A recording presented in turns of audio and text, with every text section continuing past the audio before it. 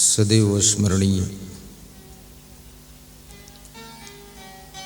महान संत सद्गुरु श्री क्षमादेव जी के पावन चरणों का आशीर्वाद लेकर हिंदुस्तान की मध्य भूमि, जहाँ पर भक्ति की प्राथमिकता है, मध्य प्रदेश, डिस्ट्रिक्ट राजगढ़, तहसील नरसिंहगढ़, ग्राम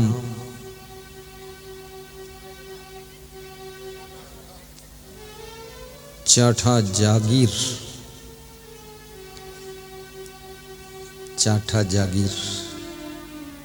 ये गांव साधारण गांव नहीं, इसका नाम ही बहुत विलक्षण है।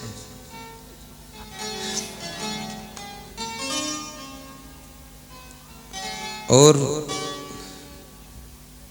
इस क्षेत्र के लोग, माताएं बहनें, सभी अद्भुत हैं। एक भी पोस्टर नहीं लगा है, न ज्यादा होर्डिंग से प्रचार हुआ है। मैं जब आ रहा था, इस बीच गली में सब फूल बरसा रहे थे। कुछ लोग मना कर रहे थे, ऊपर फूल मत डालो। कुछ श्रोता सोच रहे थे, फूल न डालो तो क्या मट्टी डाल दो।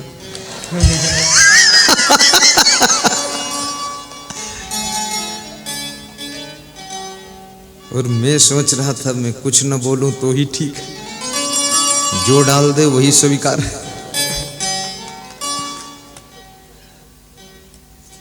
तो उसमें एक भक्त कह रहा था, इसी गली में चलते चलते, कि गुरुदेव, सबको आपसे बहुत प्रेम है, बहुत प्रेम है। उससे बोल रहा खड़े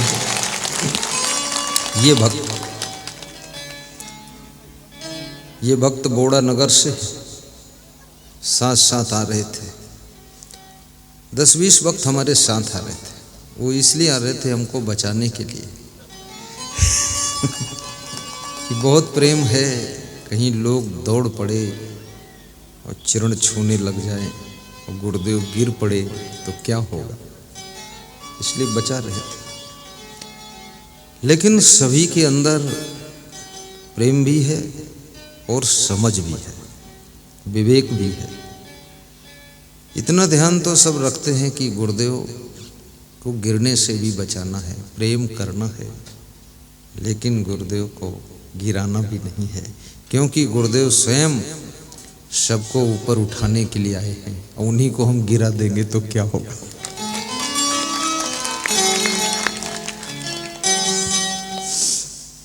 अब मैं शुभारंभ करूं, इजाजत दीजिए। इजाजत कैसे दोगे? ताली बजाकर, मुस्करा कर।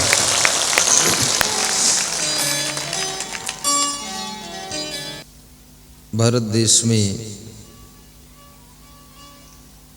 बहुत से नीतिकार हुए, जिन्होंने नीति शास्त्र लिखा है। और नीतिकारों में प्रसिद्ध नीतिकार चाणक्य का नाम जाना जाता है। दूसरे नंबर पर विदुर, जो कि महाराजा धीराज धृतराष्ट्र के अनुज भ्राता थे। विदुर नीति भी प्रसिद्ध नीति है और चाणक्य नीति से सभी परिचित हैं, जो बहुत बुद्धिमान होता है, जिसको फेल करना कठिन होता है, जो हर परिस्थिति में रास्ता निकाल लेता है, उसे लोग चाणक्य कहने लग जाते हैं कि ये चाणक्य माइंड है। तो चाणक्य से किसी भक्त ने प्रश्न पूछा है कि राम भगवान को भगवान माना गया, लेकिन भगवान क्यों माना गया? उनमें क्या विशेषता है? और भगवान कैसे बन गए राम? हे राम, कौन कौन गुण है आप में? जब मनुष्य के अंदर गुण विकसित होने लग जाते हैं तो राम, कृष्ण, कबीर, विवेकानंद, क्राइस्ट, बुद्ध, भगवान बनने की राह पर निकल पड़ता है। जब उसके अंदर दुर्गुण की वृद्धि होने लग जाती है, तब वो रावण बनने की यात्रा शुरू करता है। दुर्गुणों का विकास मनुष्य को रावण बना देता है और सद्गुणों का प्रकाश मनुष्य को राम बना देता है, भगवान बना देता है।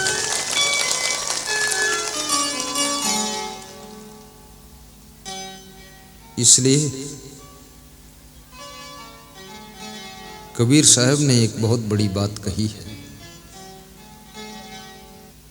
कबीर साहब से किसी ने पूछा कि मनुष्य में क्या चीज बड़ी है, इसमें बड़ा क्या है? सृष्टि में जितने भी प्राणी हैं, सभी प्राणियों में मनुष्य का जो सम्मान है, मनुष्य का जो स्थान है, मनुष्य की जो पोजीशन है, उस पोजीशन को कोई दूसरा प्राणी आज तक प्राप्त नहीं कर सका। और मनुष्य विभिन्न टाइप के हैं। एक मनुष्य वो भी है जो व्यास गादी पर बैठा प्रवचन सुना रहा है। दूसरा मनुष्य वो भी है जो सामने बैठकर मुस्कुरा कर प्रवचन सुन रहा है। और तीसरा मनुष्य वो भी है जो दारू पी करके नाली में पड़ा हुआ है, वो भी मनुष्य है। इसलिए विचारक कहते हैं,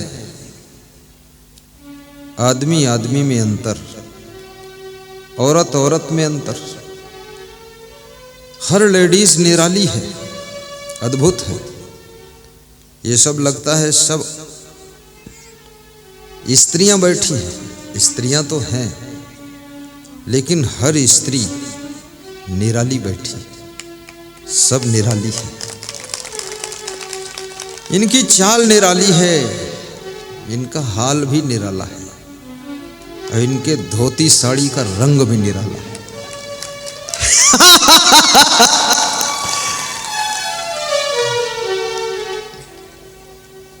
अब लेडीज खुश हुई है कि मेरी बात तो आ गई है। और इनके जीने का ढंग भी निराला है, बोलने का अंदाज भी निराला है। हर व्यक्ति अनोखा, चोखा बन करके जन्म लेता है। तो कबीर कहते हैं, मनुष्य को एक ही चीज उसे बड़ा बनाती है, महान बनाती है। मानुष तेरा गुण बड़ा, मानस ना आवे काज। साहिब बंदगी बोलो, साहिब जय सिया राम भी बोलो, जय लक्ष्मी बोलो। इधर लक्ष्मी बैठी है, इनकी जय नहीं बोलोगे तो घर में तुमको सुधारेंगी।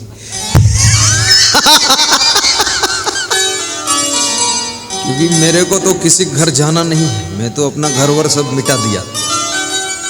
लेकिन तुम शाम को जब घर पहुंचोगे ना, तो बेलन से रोटी कम बेलेगी, तुमको बेल देगी।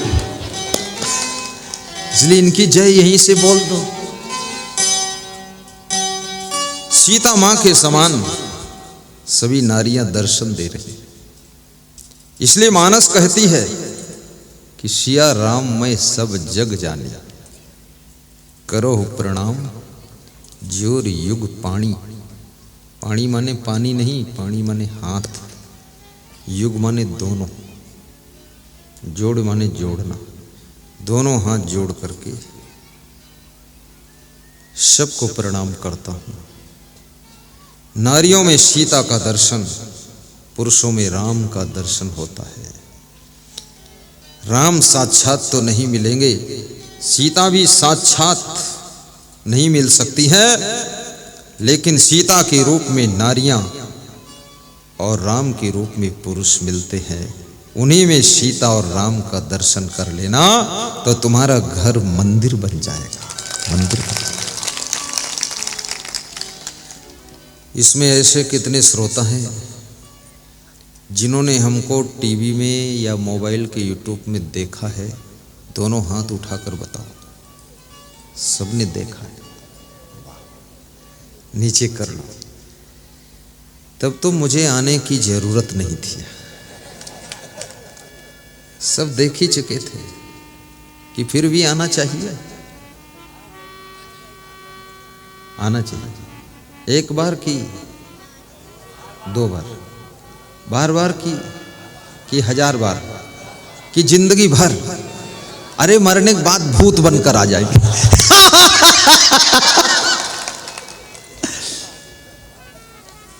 ये जन्म जन्म का हमारा तुम्हारा रिश्ता है।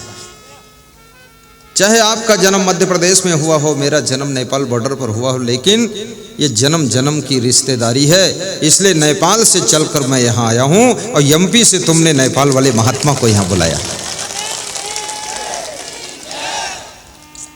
जन्म जन्म का दास हूँ गुरुदेव तुम्हारा, गुरुदेव तुम्हारा।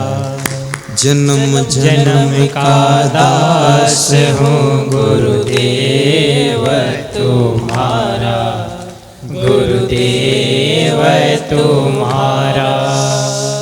जीवन नैया डोल रही है, जीवन नैया डोल रही है, दे दो इसे किनारा। जन्म जन्म का दास हूँ गुरुदेव तुम्हारा, गुरुदेव तुम्हारा। जन्म जन्म का दास हूँ गुरुदेव तुम्हारा, गुरुदेव तुम्हारा। तो कबीर कहते हैं, मनुष्य में यदि कोई बड़ी चीज है, वो नर हो या नारी हो, बालक हो या वृद्ध हो, कर्मचारी हो या ब्रह्मचारी हो, लेकिन जिससे मनुष्य में बड़प्पन आता है, ऊंचापन आता है, महानता आती है, वो है मानुष तेरा गुण बड़ा। हे मनुष्य, तेरे गुण ही बड़े हैं और वही तुझको महान बनाते हैं। और पूर्ण गुण जब विकसित हो जाते हैं तो वही गुण तुझको भगवान भी बना देते हैं, भगवान भी बना देते हैं। शंकर जी के डमरू में 64 गुण थे। देखिए शंकर जी का डमरू भी कमाल कर रहा है। आजकल के नर नारी में भी 64 गुण मिलना तो कठिन है, लेकिन 64 दुर्गुण तो जरूर मिलेंगे। और जब शिव जी के डमरू में 64 गुण हैं, तो सोचो शिव जी में कितने गुण होंगे। उनमें तो सब गुण ही गुण होंगे, सर्वगुण संपन्न, तभी तो भगवान कहे गए। और शिव जी लंबा कपड़ा नहीं पहनते, और पैंट शर्ट भी नहीं पहनते, न पैजामा कुर्ता, घुटनों के बराबर बाघंबर लपेटते, क्योंकि शिव जी कहीं किसी को रपटाना पड़े, भागना पड़े तो लंबे कपड़े पाँव में फंस सकते। शिव जी एकदम अलर्ट भगवान है। मैं सभी भगवानों को गौर से देखता हूँ, सभी भगवान के गले में माला भी है, ये देख लेना, गले में माला सबके मिलेगी।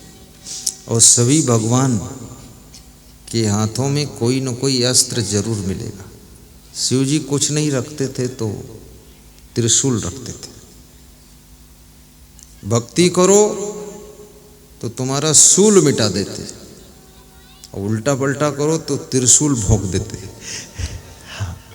ये त्रिशूल शिव जी। भगवान राम के पास भी धनुष बाण है, कृष्ण के पास चक्र सुदर्शन है, और परशुराम भगवान तो कुल्हाड़ी रखते थे, जिससे लकड़ी फाड़ते ना वो आदमी को फाड़ ही देते थे। हमारे भगवान हनुमान जी गदा, और सबसे बड़ा शस्त्र, सबसे बड़ा अस्त्र एक और है, वो है आपकी मुस्कान भरी मीठी वाणी।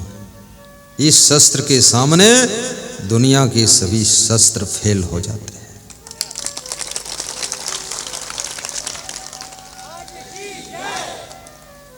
जब केवट से राम ने नाव मांगा, केवट ने इनकार किया, तो राम ने एक ही बात कहा मुस्कुरा कर, कृपा सिंधु बोले मुस्काई, सोई करु जही तव नाव न जाई। क्या बोले आदित्य दास? कृपा सिंधु बोले मुस्काई,